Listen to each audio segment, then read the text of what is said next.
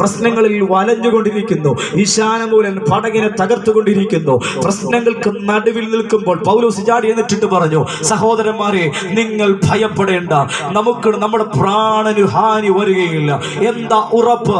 പൗലോസിനോട് കൂടെ ഉണ്ടായിരുന്ന പടയാളികൾ ചോദിച്ചു, പൗലോസേ, നിനക്ക് ഇത്ര ഉറപ്പായി? ഈ ഈശാനമൂലൻ വല്ലാതെ പ്രതികൂലമായി നിൽക്കുന്ന, ഇനി മുമ്പിലേക്ക് എങ്ങനെ പോകുമെന്നറിയാതെ ഇവിടം കൊണ്ടെല്ലാം അവസാനിച്ചു പോയി, ഇനി കര കാണത്തില്ലെന്ന് നമ്മൾ ചിന്തിച്ചു നിൽക്കുന്ന ഈ പ്രതികൂല നടുവിലായിരിക്കുമ്പോ എന്തുകൊണ്ട് നിനക്ക് ധൈര്യത്തോടുകൂടെ നമ്മുടെ പ്രാണൻ ആപത്ത് വരത്തില്ലെന്ന് പറയാൻ, ഒരുത്തനും ഒരു ആപത്തും വരില്ല എന്ന് പറയാനുള്ള കാരണമെന്ന് ചോദിച്ചപ്പോ പൗലോസ് എഴുന്നേറ്റ് പറഞ്ഞത് ഇങ്ങനെയാണ്, കഴിഞ്ഞ രാത്രിയിൽ, തലേ രാത്രിയിൽ ദൈവം തന്റെ ദൂതനെ അയച്ച് എന്നോട് പറഞ്ഞു, പൗലോസേ, നീ ധൈര്യമായിരിക്കുക, ഇവരെ എല്ലാം ഞാൻ നിന്റെ കരത്തിൽ ഏൽപ്പിച്ചിരിക്കുന്നു, ഇവരുടെ ആരുടെയും പ്രാണന് ഹാനി വരികയില്ല. ഇന്ന് രാത്രിയിൽ ആത്മാവിൽ പ്രത്യാശയോടെ വിശ്വസിക്കുന്ന ദൈവമക്കളെ, പ്രതികൂലം എത്ര പ്രശ്നങ്ങളായി, എത്ര വലിയ തകർച്ചകളായി, അത് വല്ലാത്ത പ്രതികൂലമായി നങ്കൂരം ഇട്ട് നിലനിൽക്കാൻ ശ്രമിച്ചിട്ടും അമരം തകരുന്നത് പോലെ തിരമാലയും പ്രതികൂലമാകുന്ന ചുഴലിക്കാറ്റും ഈശാനമൂലനും പടകിനകത്തേക്ക് അടിച്ചു കയറിയാലും ഈ നിരത്തിൽ സ്വർഗമാണ് നമ്മുടെ പടകിനെ സൂക്ഷിക്കാമെന്ന് പറഞ്ഞിട്ടുണ്ടെങ്കിൽ ഈ രാത്രി വിശ്വസിക്കുക, തകരാൻ അവൻ അനുവദിക്കത്തില്ല. ചെയ്യാമോ? എന്റെ ജീവിതം തകരാൻ ആരനുവദിക്കത്തില്ല. ഇന്ന് രാത്രി ഒരു പ്രത്യാശ ഉണ്ടാകണം, എന്റെ കുടുംബം തകരാൻ അനുവദിക്കാത്തൊരു ദൈവം ഉണ്ടെന്ന്. ഈശാനമൂലൻ വന്നിരിക്കാം, പ്രതികൂലങ്ങൾ വന്നിരിക്കാം, തിരമാലകൾ ശക്തമായി വന്നിരിക്കാം. ഇനി മുമ്പിലേക്ക് എങ്ങനെ പോകണമെന്നറിയാതെ അർദ്ധരാത്രി യാമങ്ങളിൽ തിര തള്ളി വരുന്നത് പോലെ പ്രതികൂലമാകുന്ന തിരമാലകൾ തലയ്ക്ക് മുകളിൽ ഉയർന്നു വന്നിരിക്കാം. ഈ രാത്രി താണ്ടില്ലെന്ന് തോന്നുന്ന വിധത്തിലുള്ള പ്രശ്നങ്ങൾ ഇന്ന് രാത്രിയും നമ്മെ അസ്വസ്ഥമാക്കിയിരിക്കാം. പക്ഷേ ഇന്ന് രാത്രിയിൽ ഉറപ്പായൊരു ദൈവവചനം പ്രഖ്യാപിക്കാൻ കഴിയും, ഈ സാഹചര്യത്തിലും എന്റെ കൂടെ ഇരിക്കുന്ന ഒരു സ്വർഗമുണ്ട്, ഈ അവസ്ഥയിലും എന്റെ കൂടെ ഇറങ്ങി വരുന്ന ഒരു ദൈവമുണ്ട്, ഈ അർദ്ധരാത്രിയുടെ യാമത്തിലും എനിക്ക് വേണ്ടി ഇറങ്ങുന്ന ഒരു ദൈവമുള്ളത് കൊണ്ട് ഈ പ്രതികൂലത്തിന് എന്നെ തകർക്കാൻ കഴിയത്തില്ല. പലപ്പോഴും ചർച്ചിൽ പറയാറുള്ളൊരു കാര്യമുണ്ട്, നിങ്ങളോടൊന്ന് ആവർത്തിക്കാം. ഈ ദൈവമൊഴികെ മറ്റെല്ലാ ദൈവദാസന്മാരായിരുന്നാലും, ഈ ലോകത്തിലെ ദൈവത്തോളം അടുത്ത് നിൽക്കുന്ന എത്ര ഭക്തന്മാരായിരുന്നാലും അവർക്ക് പരിമിതികളുള്ളവരാണ്. ഈ രാത്രി നിങ്ങൾ വീട്ടിലേക്ക് പോയി, ഞാനും എൻ്റെ വീട്ടിലേക്ക് പോയി, എൻ്റെ മൊബൈൽ നമ്പർ നിങ്ങളുടെ കയ്യിലുണ്ട്. അർദ്ധരാത്രി 2 മണിയായി 3 മണിയായി നിങ്ങൾക്കൊരു പ്രശ്നം ഉണ്ടായി, നിങ്ങൾ ഈ രാത്രി, ഞാനിപ്പോൾ മൊബൈൽ സൈലന്റ് ആണ്, ഇനി ചിലപ്പോൾ ഓർക്കുമെങ്കിൽ സൈലന്റ് മാറ്റും, ഇല്ലെങ്കിൽ അതുപോലെ കിടക്കും, അങ്ങനെ ചിലപ്പോൾ ഓർക്ക് ശ്രദ്ധിക്കാറില്ല. അർദ്ധരാത്രി 2 മണിയായപ്പോൾ നിങ്ങൾക്കൊരു പ്രശ്നം ഉണ്ടായി, നിങ്ങൾ എൻ്റെ നമ്പർ എടുത്ത് വിളിച്ചു, പാസ്റ്റർ ശ്യാം വിളിക്കാൻ തുടങ്ങി, നമ്പർ എടുത്ത് വിളിച്ചു, 3 ആയി 4 ആയി, എടുക്കുന്നില്ല, കാരണം മീറ്റിങ്ങിന് സൈലന്റ് ആക്കിയതാ, പിന്നെ മാറ്റിയില്ല, ഇത് സൈലന്റ് മോഡിൽ കിടക്കുകയാണ്, ഇത് അവിടെ ഇവിടെ കിടന്ന് വിളിക്കുന്നുണ്ട്, ഞാൻ കാണുന്നില്ല. നിങ്ങളുടെ പ്രശ്നം പറഞ്ഞത് പ്രാർത്ഥിക്കാൻ 4, 5, 10 തവണ വിളിച്ചാലും ഞാൻ പക്ഷെ എടുത്തില്ല എന്ന് വരാം. പക്ഷെ ഇന്ന് രാത്രി ഈ ലോകത്തിലെ എല്ലാ ദൈവദാസന്മാരെയും, എല്ലാ ഇതുപോലെയുള്ള മനുഷ്യരിൽ ആശ്രയിക്കുന്ന സകലതും ഇതുപോലെയാണ്. സാഹചര്യങ്ങളിൽ ഒരുപക്ഷെ പെട്ടെന്ന് നമുക്ക് വേണ്ടി ഇടപെട്ടില്ലെന്ന് വരാം. പക്ഷെ ഇന്ന് രാത്രി ഒന്ന് ചിന്തിച്ചു നോക്കിക്കേ, ഏതൊരു അർദ്ധരാത്രിയുടെ യാമത്തിലും, ഏതൊരു ജീവിതത്തിന്റെ കൂരിട്ട് നിറഞ്ഞ സാഹചര്യത്തിലും മുഴങ്കാല് മടക്കി, അത് നല്ലൊരു സ്ഥലം വേണമെന്നില്ല, റോഡിലായിരിക്കാം, വഴിവക്കിലായിരിക്കാം, വനാന്തരത്തിലായിരിക്കാം, ഇന്ന് രാത്രി ജീവിതത്തിൽ മഴ പെയ്തിറങ്ങുന്ന ഏതെങ്കിലുമൊക്കെ തകർച്ച നിറഞ്ഞ അവസ്ഥകൾക്ക് നടുവിലായിരിക്കാം, അവിടെ ഇരുന്നുകൊണ്ട് മുഴങ്കാല് മടക്കി, അപ്പാ നീ എനിക്ക് വേണ്ടി പ്രവർത്തിക്കണമേ എന്ന് പറഞ്ഞ് ഒരു വാക്ക് പ്രാർത്ഥിക്കാൻ തയ്യാറായാൽ 10 പ്രാവശ്യം വിളിച്ചിട്ട് ശാമ്പാസ് എടുത്തില്ലെങ്കിലും ഒറ്റ കണ്ണുനീരോടെ ഒറ്റ വിളി മതി, അവിടുന്ന് ദൈവ സാരഥ്യം ഇറങ്ങി വന്ന്, നീ എന്തിന് കരയുന്നു, എന്തിന് ഭാരപ്പെടുന്നു, ഞാൻ നിന്റെ കൂടെയുണ്ടെന്ന് പറയുന്ന ഒരു സാരഥ്യം ഇന്ന് രാത്രിയിൽ മനുഷ്യന്റേതല്ല, അത് സർവശക്തനാകുന്ന ദൈവത്തിൻ്റെത് മാത്രമാകിയാൽ ഇന്ന് രാത്രി ദൈവമേ നമുക്ക് ഉറപ്പുണ്ടാകണം, ആ ദൈവം എന്നും എന്നേക്കും എന്റെ ദൈവമാണെന്ന് പറയാൻ കഴിയും. ഹല്ലേലൂയ. കരമുയർത്തി സ്തോത്രം ചെയ്തേ. ഇന്ന് രാത്രി നമ്മുടെ ഭാരങ്ങൾക്ക് നടുവിൽ നമ്മൾ പെട്ടെന്ന് നിരാശപ്പെടേണ്ട എന്നാ ഞാൻ പറഞ്ഞു വന്നത്. നമ്മുടെ വേദനകൾക്ക് നടുവിൽ നമ്മൾ പെട്ടെന്ന് ആരും കൂടെ ഇല്ല. ഒരിക്കൽ 38 വർഷമായി കിടക്കുന്ന മനുഷ്യന്റെ അരികിലേക്ക് യേശു വന്ന് ചോദിക്കുകയാണ്, നിനക്ക് സൗഖ്യമാകാൻ മനസ്സുണ്ടോ? ഉടനെ ഈ സഹോദരൻ പറയുന്ന മറുപടി, മനസ്സുണ്ട് എന്നല്ല, എന്നെ സഹായിപ്പാൻ ആരുമില്ല. അവന്റെ ശരീരത്തിന്റെ വേദനയേക്കാൾ, അവന്റെ ശരീരത്തിന്റെ രോഗത്തെക്കാൾ, അവനെ ഇത്രയും വർഷം കൊണ്ട് ഭാരപ്പെടുത്തുന്ന അതിപ്രധാനമായ ഒരു വിഷയം. അവനെ സഹായിക്കാൻ ആരുമില്ല എന്നുള്ളതാ, അവന്റെ കൂടെ നിൽക്കാൻ ആരുമില്ല എന്നുള്ളതാ. ഇന്ന് രാത്രി യേശു പറയുന്നു, അതോർത്ത് നീ വിഷമിക്കേണ്ട. നീ കട്ടിലെടുത്ത് നടക്കാൻ തയ്യാറായിക്കോ. നിനക്ക് ഈ പകൽ ഒരു മനുഷ്യന്റെ സഹായം വന്നില്ലെങ്കിലോ, നിന്നെ ആ കുളത്തിലേക്ക് പിടിച്ചുകൊണ്ടുപോകാൻ ഒരു മനുഷ്യന്റെ കരം വന്നില്ലെങ്കിലോ, നീ അതോർത്ത് ഭാരപ്പെടേണ്ട. നിനക്ക് വേണ്ടി പ്രവർത്തിക്കാൻ ഇറങ്ങി വന്നവൻ കുളത്തിൽ ഇറക്കി വെച്ച് മുക്കിയിട്ട് പോകാൻ വന്നതല്ല, മറിച്ച് നിനക്ക് പൂർണ്ണ വിടുതൽ നൽകി തരാൻ വന്നവനാണ്.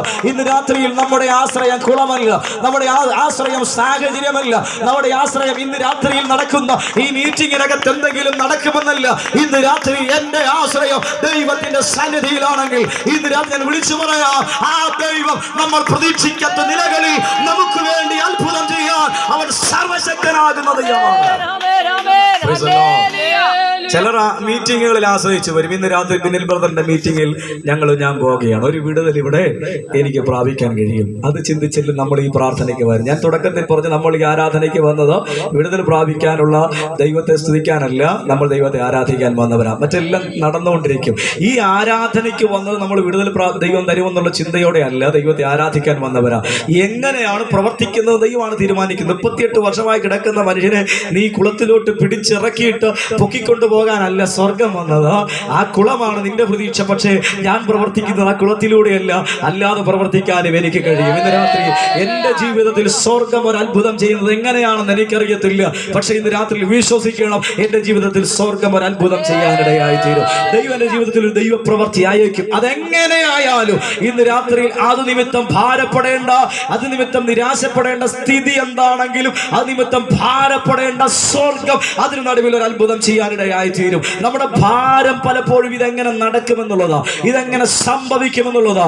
പലപ്പോഴും ദൈവം എന്റെ കൂടെയില്ല, സഹായിപ്പാൻ ആരുമില്ല, എന്റെ പ്രാർത്ഥന ദൈവം കേൾക്കുന്നില്ല എന്നൊക്കെയുള്ള ചിന്തകളാണ് നമ്മെ അസ്വസ്ഥമാക്കിക്കൊണ്ടിരിക്കുന്നത്. പക്ഷേ ഇന്ന് രാത്രി സ്വർഗം പറയുന്നത്, ഒരു മനുഷ്യനും സഹായിക്കാൻ കഴിയാത്ത ഏതൊരു അർദ്ധരാത്രിയിലും ഇറങ്ങി വന്ന് പ്രവർത്തിക്കാൻ കഴിയുന്നവൻ വിളിക്കാൻ ഒന്ന് കാതോർത്ത് ഇന്ന് രാത്രിയിൽ നമ്മുടെ ഹൃദയവാതിൽ മുട്ടിക്കൊണ്ടിരിക്കുന്നു. ഒന്ന് ഹൃദയം തുറന്നാൽ മതി, ഒന്ന് അവന് സമയം കൊടുക്കാൻ തയ്യാറായാൽ മതി. അവൻ നമുക്ക് വേണ്ടി അത്ഭുതങ്ങളെ ചെയ്യാൻ ഈ രാത്രിയിലും സർവശക്തനാകുന്ന ദൈവമാണ്. സ്തോത്രം ചെയ്താട്ടെ.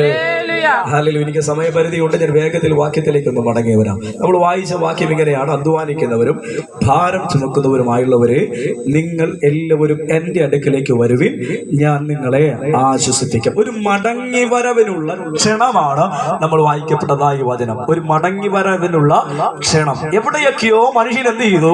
ദൈവ സന്നിധിയിൽ നിന്ന് അകന്നു പോകപ്പെടാനിടയായി. ദൈവത്തിന്റെ സൃഷ്ടിയാകുന്ന മനുഷ്യൻ ദൈവത്തോട് ചേർന്ന് ഏതെന്റെ മനോഹരമായ സന്തോഷങ്ങളിൽ, കുടുംബ പ്രാർത്ഥനകളിൽ, കുടുംബ ജീവിതത്തിൽ എല്ലാം ദൈവത്തോട് പറ്റിച്ചേർന്ന മനുഷ്യനാണ് ദൈവത്തിന്റെ സൃഷ്ടിയാകുന്ന മനുഷ്യൻ. ദൈവത്തോട് ചേർന്ന് ദൈവത്തിന്റെ ശബ്ദം കേട്ടും ദൈവത്തോട് പ്രാർത്ഥിച്ചും ദൈവമായുള്ള നല്ല ബന്ധത്തിലും ദൈവത്തിന്റെ വരവിനായി കാതോർത്തുമൊക്കെ കാത്തിരുന്ന മനുഷ്യൻ എവിടെയോ ദൈവത്തിങ്കിൽ എന്ത് ചെയ്തു?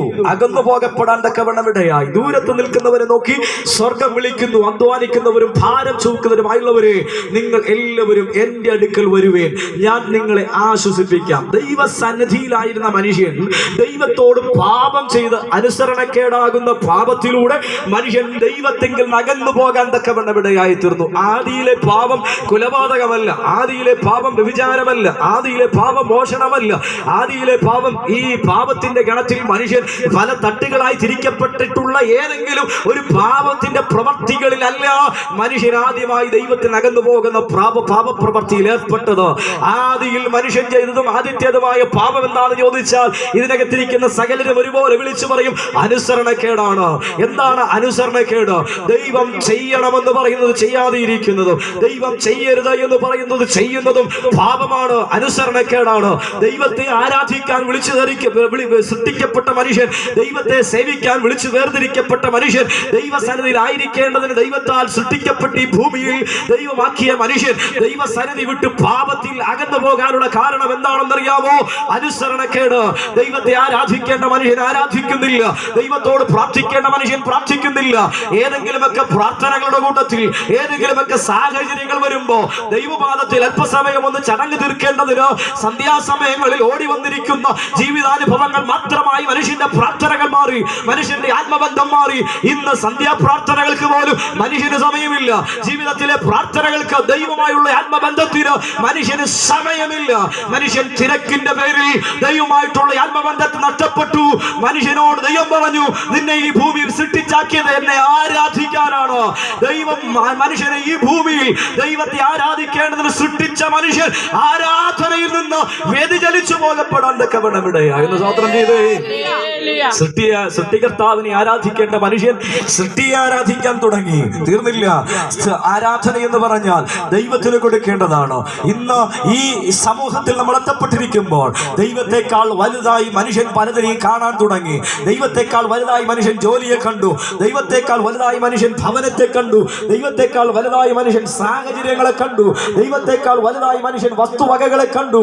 ദൈവത്തെക്കാൾ വലുതായി മനുഷ്യൻ ഭർത്താവിനെ കണ്ടു. ദൈവത്തെക്കാൾ വലുതായി മനുഷ്യൻ ഭാര്യയെ കാണാൻ തുടങ്ങി. ദൈവത്തെക്കാൾ വലുതായി മനുഷ്യൻ തലമുറകളെ കാണാൻ തുടങ്ങി. ഇന്ന് രാത്രി ഞാൻ പറയുന്നു, സത്യമല്ലേ? പലപ്പോഴും ഭർത്താവിന്റെ പേരിൽ ആരാധന നഷ്ടപ്പെടുത്തുന്നു, ഭാര്യയുടെ പേരിൽ ആരാധന നഷ്ടപ്പെടുത്തുന്നു, മക്കളുടെ പഴി പറഞ്ഞ് ആരാധന നഷ്ടപ്പെടുത്തുന്നു. പ്രാർത്ഥിക്കാൻ മനുഷ്യന് സമയമില്ലാതെ പോകുന്നു. സാഹചര്യം പറഞ്ഞ മനുഷ്യന് പ്രാർത്ഥിക്കാൻ സമയമില്ല. അവസ്ഥകൾ പറഞ്ഞ മനുഷ്യന് പ്രാർത്ഥിക്കാൻ സമയമില്ല. എന്തിനും മനുഷ്യൻ പലതിനെയും പഴിചാരി ദൈവത്തിൽ നിന്നുള്ള ആരാധനയിൽ നിന്ന് മനുഷ്യൻ മാറിപ്പോകുമ്പോ ഇന്ന് രാത്രി തിരിച്ചറിയുക, അനുസരണക്കേടുന്ന പാപത്തിലൂടെ ദൈവ വഴിയിൽ നിന്ന് മനുഷ്യൻ അകന്നുകൊണ്ടിരിക്കുകയാണ്.